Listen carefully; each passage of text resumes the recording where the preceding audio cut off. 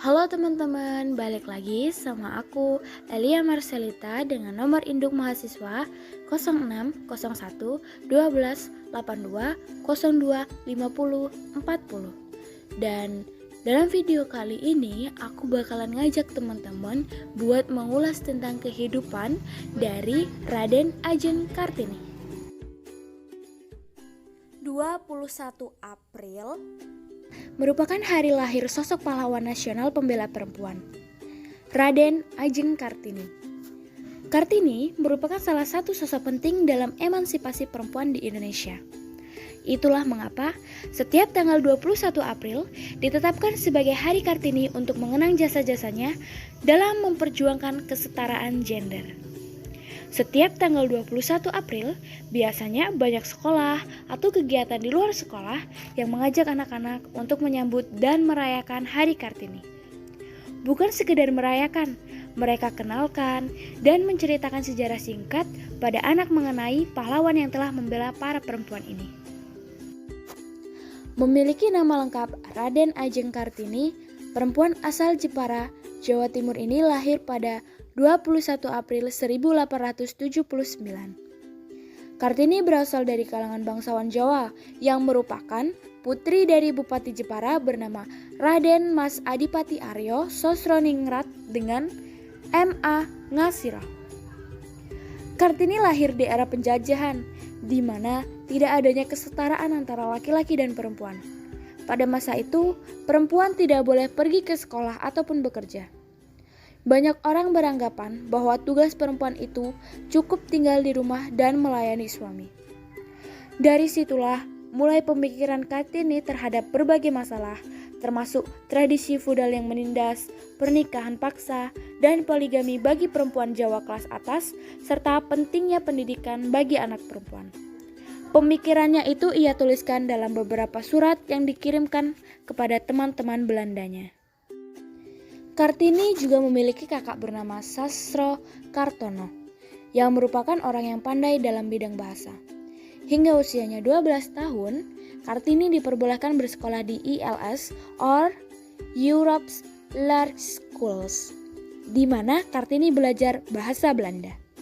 Sosok Kartini juga digambarkan sebagai sosok perempuan yang memiliki kegemaran dalam belajar. Meski pernah didiskriminasi saat sekolah, Kartini tetap rajin membaca buku-buku yang ia miliki.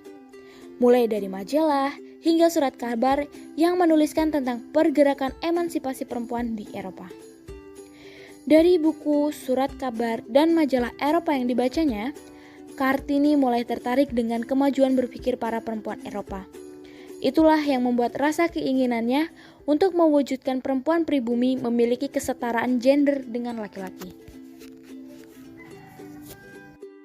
Tak sampai di situ, sejarah Raden Ajeng Kartini di usianya yang masih muda, ia bahkan menerima perjodohan yang orang tuanya lakukan. Ia dijodohkan dengan Bupati Rembang, Raden Adipati Joyo Ningrat. Sebelum menerima perjodohannya, Kartini meminta persyaratan. Kartini diperbolehkan mendirikan sebuah sekolah untuk para perempuan dalam menempuh pendidikan di sana. Tujuan Kartini membangun sekolah ini agar ia dapat mengajarkan kepada perempuan pribumi untuk mendapatkan pengetahuan sehingga ia bisa mewujudkan cita-citanya, yaitu kesetaraan terhadap emansipasi perempuan. Setelah pernikahannya dengan Raden Adipati Joyo Ningrat, Raden Ajeng Kartini merasakan bahwa horizon pemikirannya semakin berkembang. Beliau bahkan menulis surat kepada sahabat penanya, yaitu Nyonya R.M. Aben Danon. Surat itu bertuliskan, "Di rumah orang tua saya dulu, saya sudah tahu banyak.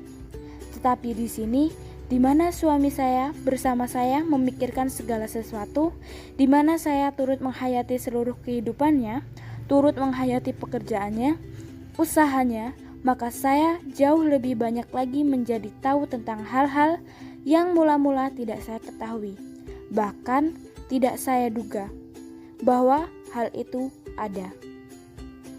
Mandri, 10 Agustus 1904.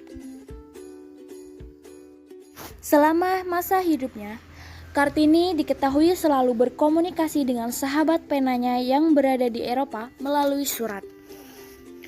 Kartini pun bercerita tentang keinginannya seperti kaum perempuan Eropa dan terlepas dari penderitaan di masa itu. Sepeninggalan Kartini, J.H. Abendanon yang merupakan Menteri Kebudayaan, Agama, dan Kerajinan Hindia Belanda mengumpulkan seluruh surat dari Kartini dan membuatnya menjadi sebuah buku berjudul Door Duisternis tot Licht, yang artinya dari kegelapan menuju cahaya, pada tahun 1911. Di tahun 1922, Balai Pustaka menerbitkan buku tersebut dalam bahasa Melayu dengan judul Habis Gelap Terbitlah Terang. Kemudian pada tahun 1938, keluarlah Habis Gelap Terbitlah Terang versi Armij Pane, yang merupakan sastrawan pujangga baru. Tulisan-tulisan Kartini sangat menarik perhatian masyarakat Belanda. Pemikiran Kartini pun mulai mengubah pandangan masyarakat Belanda terhadap perempuan pribumi di Jawa. Itulah yang memulai kesetaraan gender bagi perempuan sudah tidak dianggap tabu lagi. Jadi, meskipun Kartini sudah meninggal dunia, namanya sampai saat ini tetap diapresiasi sebagai tokoh perempuan nasional yang berjuang dalam emansipasi perempuan. Tak heran banyak orang yang mengagumi pengorbanannya. Untuk menyambut Hari Kartini, kita bisa mengajarkan pada anak untuk selalu mengingat jasa beliau yang sudah berjuang dalam emansipasi perempuan, sehingga anak bisa belajar menghargai sesama dan mengetahui bahwa kita semua memiliki hak yang sama tanpa membedakan gender.